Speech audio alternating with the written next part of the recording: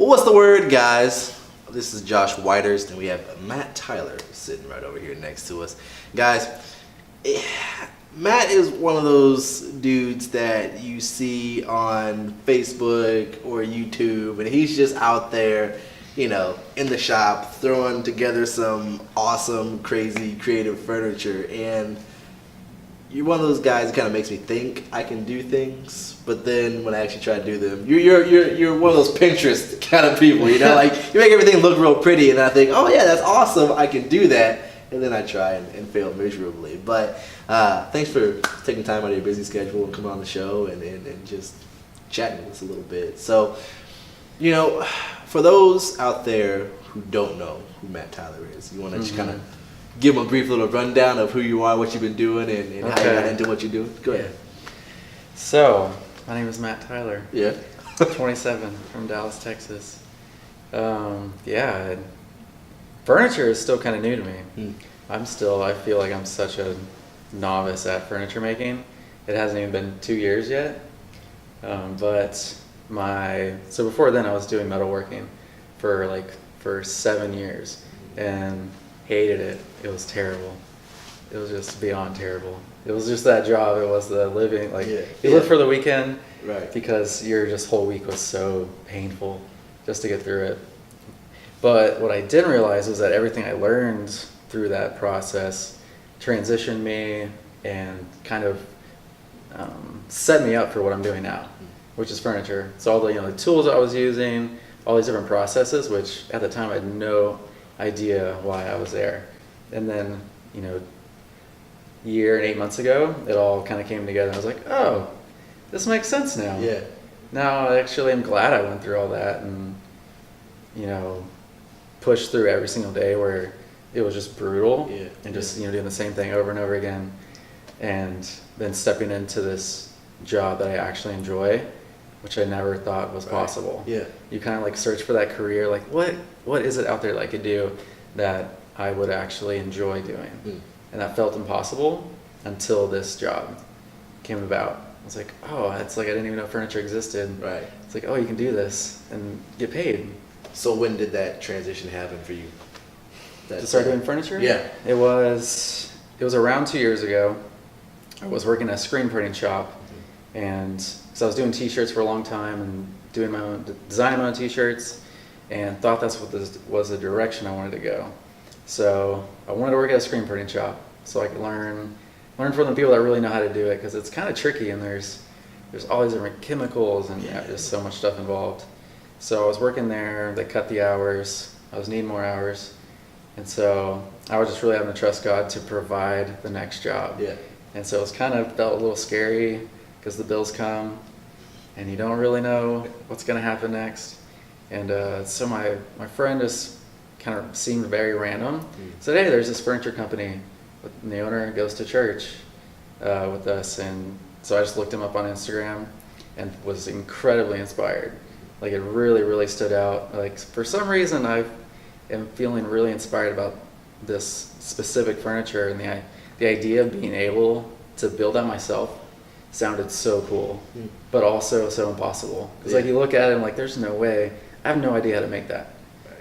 So that was where it started. So when I found out about that, they had a now hiring post, and so I was like, okay, this is maybe my chance.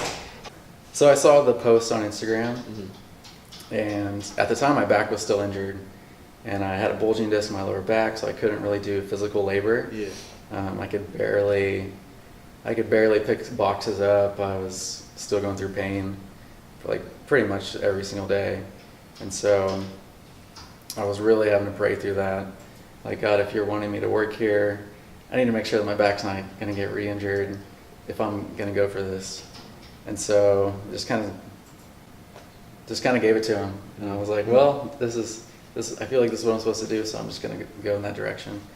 And so I ended up running into him at this singles event at church 3 days later. And just kind of see him walk in and sit down. I was like, okay, this is starting to come together. And so afterwards, I just went up and introduced myself and, told him that I saw the post about them hiring, and told him about my history doing metalworking, and I was looking for a job, and I basically started a week later. Hmm. And so I let them know at the screen printing shop that I found a new job, and so it kind of worked out perfectly. Yeah. And so that's how I started.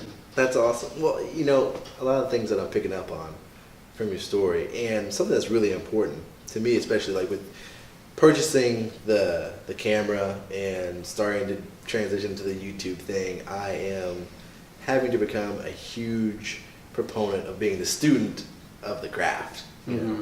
And so it sounds like even with the screen printing stuff, you put yourself in a circle of people who could help you learn, that kind of stuff. Mm-hmm. And the same thing with your metalwork stuff, and you kind of had that background, and now moving into the furniture.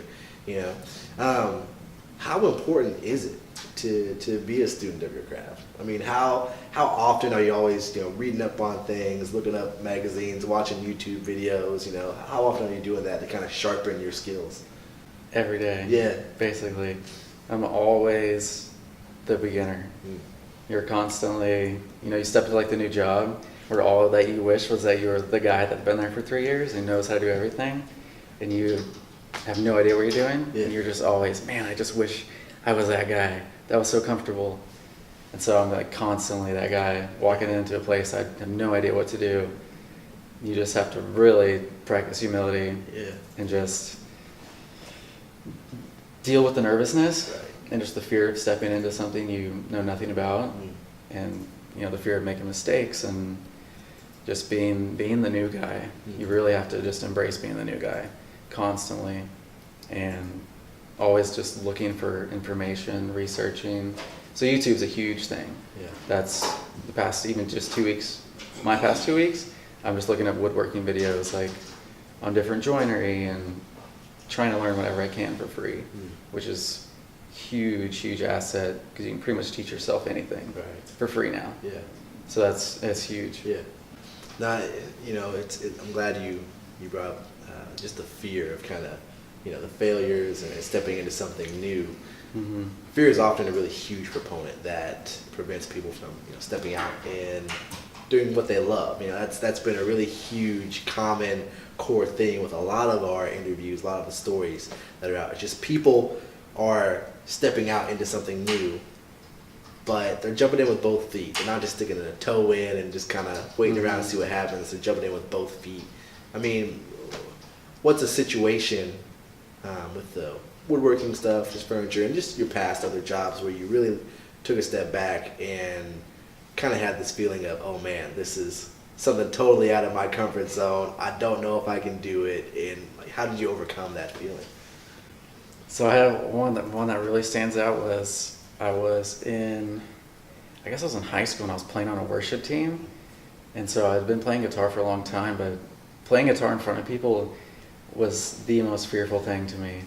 Just terrifying. The thought of forgetting what I'm going to play and everyone's looking at you. And so I had managed to go through, I don't know, maybe two different worship services. I was playing guitar. And my first time I ever played, they totally changed the set list 30 minutes before we played. And so I, no joke, turned my volume all the way off and I pretended to play guitar. Wow. The entire worship service. It was petrifying. Yeah. But I just couldn't back out of it.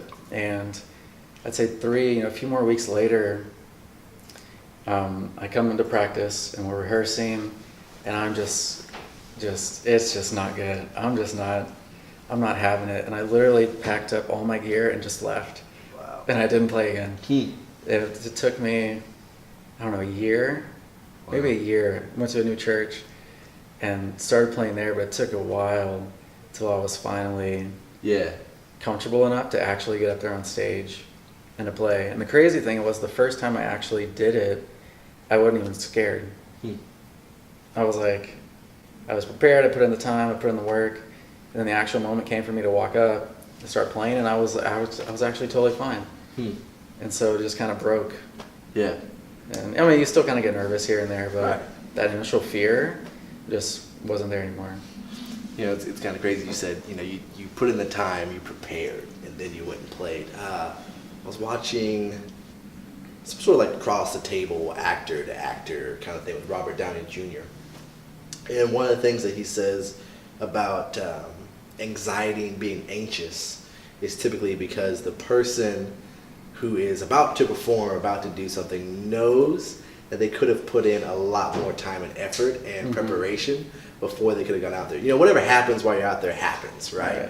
But for me, over preparing, making sure I have all my T's crossed and my I's dotted helps me kind of settle down a little bit. You know? And it just kind of sounds like that was you in that sort of situation. You put in that time. You remembered last time, right? And you kind of learned from that situation, and then this time you kind of took off and you were okay. And then after that, you kind of broke that cycle of fear. And you kind of got out of that. That's awesome. That's a huge point, especially somebody performing. That's a huge thing. Just make sure you're prepared with yourself. But I guess tell me a little bit more. Like I said, being a student of your craft and just kind of learning the things that you are now, and you're just kind of in this season of learning and growing and building your own thing. What's next for you? What are you looking forward to? What are you kind of your next steps, your plans in the future? Yeah, so I spent the past year really focusing on my furniture design, because when I first started, I was really bad at it. I had done art and drawing and painting and all that stuff before, but design is so different because you have to take so many different things into account of its like functionality. Furniture specifically, it has to be a certain height, otherwise it's uncomfortable. It has to be a certain tilt back, or if it's too far back, then it hurts your neck. So there's always these different things that you really have to take into account for the piece to actually be comfortable, that you actually want to sit in it. And so that was a new thing for me. A challenge was to get good at actually designing things where they function well. Because if it looks good, that's one thing, but in furniture it needs to be both. And so I really spent a year just focused doing drawings and drawings and drawings, trying to just understand how it all worked.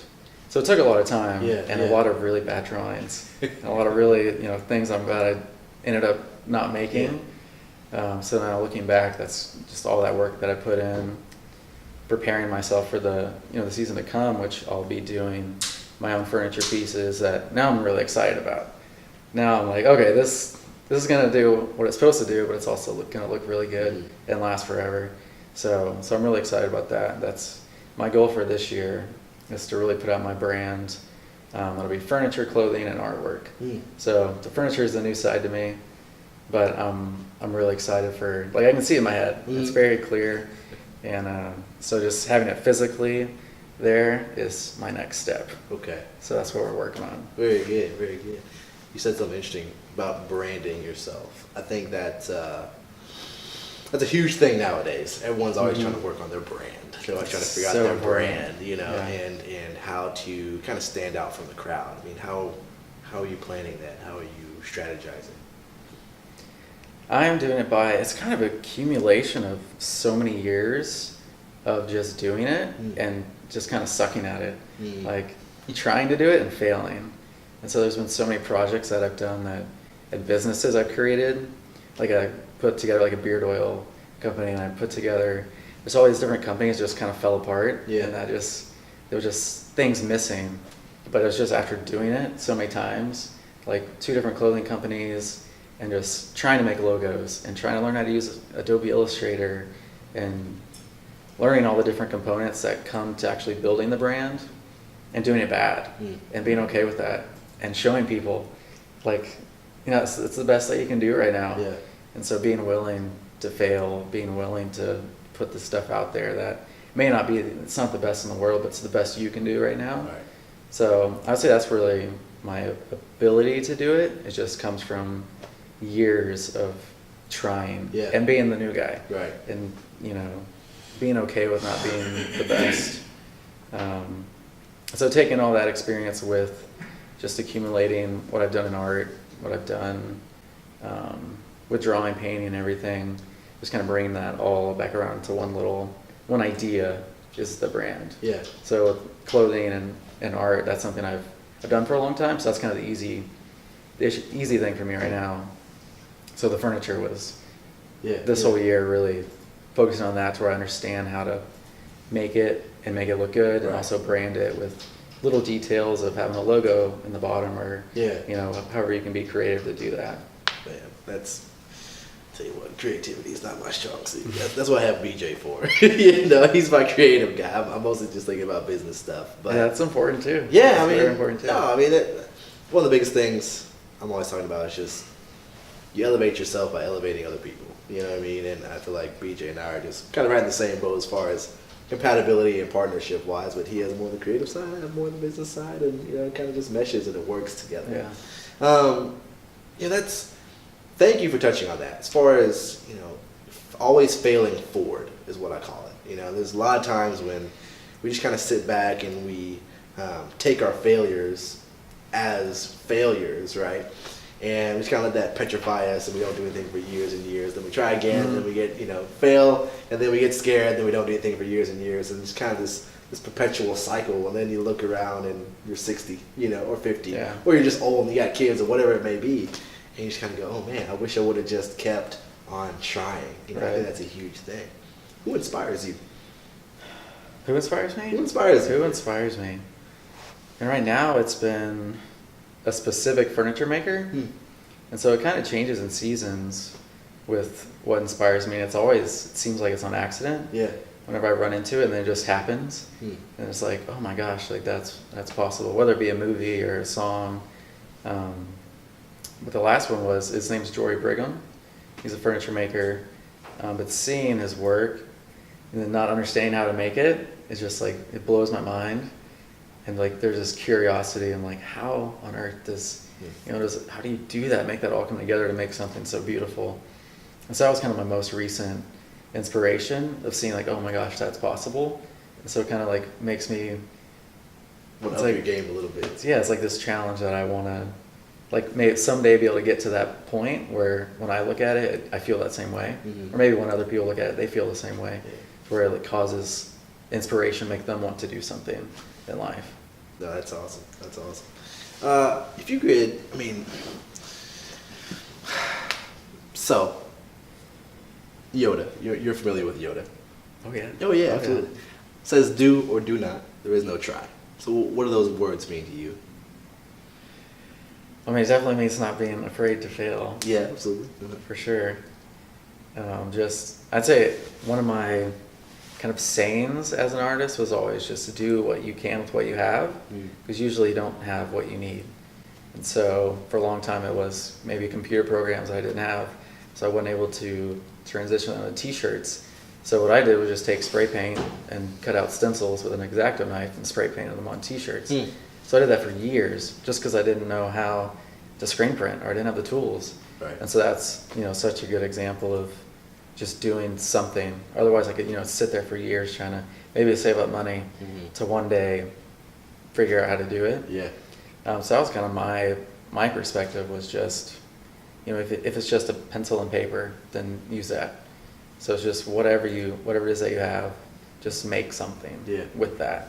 And then eventually all the other stuff will come. It'll grow and it'll build and it'll become something. But you just have to start. That's the important part. Matt, you kind of blow my mind, man. I mean, I am being inspired just talking to you, and it's really kind of cool because I see in you just exactly what, you know, I read about, you know, these big entrepreneurs, you know, like your Jeff Bezos, I mean, your Steve Jobs. I mean, they're guys who don't have a lot to work with, you know, but they work with what they have, and they are just extreme students of their craft, and they're always trying to get better, and they're always trying to find how to do things, you know, just better, you know what I mean? And they always try to better themselves. And it's really cool just kind of hearing you talk about failures and successes because, you know, like I said, we look at these people and kind of put them on a pedestal and kind of go, I can't do that. That's just too big. But then if you take a step back, which is kind of in the position you're at, where I know you're learning still, but you take a step back and you look at, you know, kind of you and you go, oh wait, like, you know, Matt started exactly where I'm at. You know, he's in this place where he wasn't happy and he's just trying a bunch of things out, and he's just trying to kind of find his niche, you know, and then now you're here, you're doing what you love to do. Is there any place right now they can find your stuff? Are you making any custom furniture right now? I mean, what kind of place or transition are you at to actually kind of get your stuff out there? Yeah, right now it's been mostly just Instagram. My name on that's just Matt Makes Stuff. Okay. I don't know how I came up with that, but I liked it and had a good ring to it. So that's kind of what I think I'm going to name my brand of the actual, my own furniture. But so I've been posting stuff on there, whenever we finish a project, I'll put it on there. And then I recently put up a website just kind of showcasing my last year and a half of work that I've done.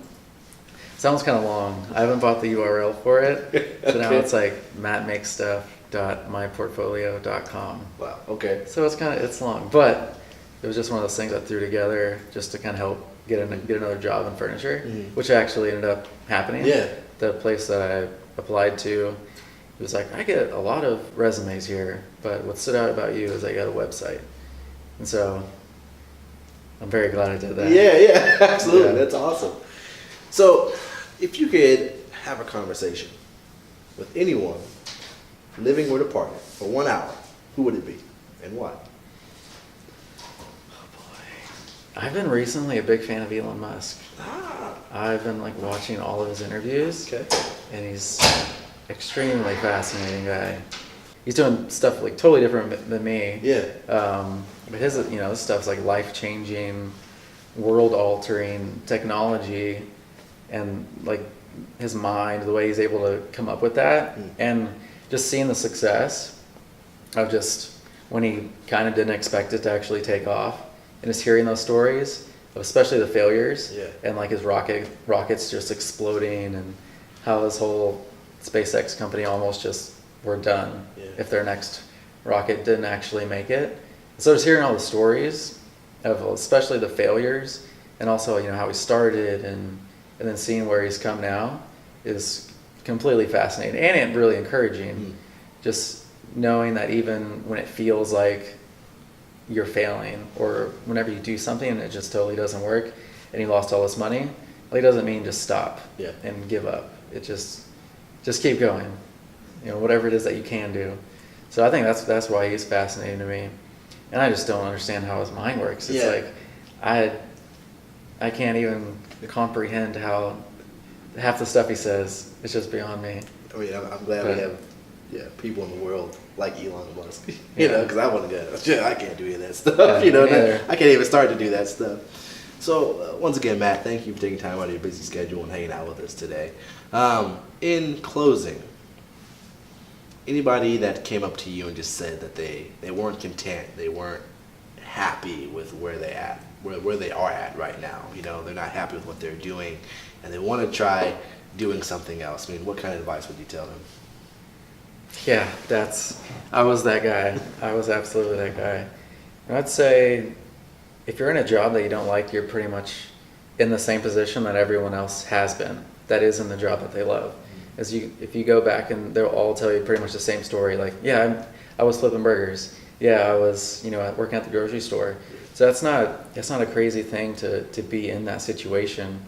But I would say, use that as your motivation to really start whatever it is that you want to do. Use that as motivation, as fuel to get you moving in that direction. Saying, okay, I know I don't want to stay here. I know this is not what I want my life to be. So we need to start getting to work and figuring out what that thing is, and then start teaching yourself. You don't necessarily have to go to school anymore. Depending on what it is, obviously. But even just YouTube has been I've literally learned so much stuff on furniture to design to computer programs to so much stuff just using YouTube. That's my personally, I really enjoy that kind of media just to teach myself. Just don't give up. Be okay with it's gonna suck. It's gonna be hard. I get it. I went through phases of just going to work and being suicidal every single day. I hated it that much. I just felt like I could not go another day going back to work. But I just knew that that's where I was supposed to be, and I wasn't not going to give up.